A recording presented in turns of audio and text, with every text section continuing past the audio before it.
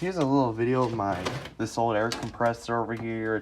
This is my dad's air compressor that he bought a long time ago when he was a kid. It's got the switch right here on here. It's got the place to plug in. It's got the where you put the hose right there, and it's got an air checker. And our air compressor that's in my mom and dad's garage, one that dad's got in our garage, has a DeWalt rear that you rear it up or roll it up with because that one's actually a DeWalt one.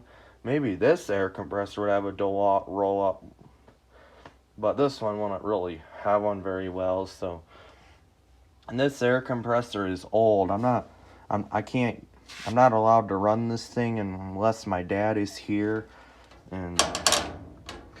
But we know this is how you turn it on, and turn it off. You just push it down.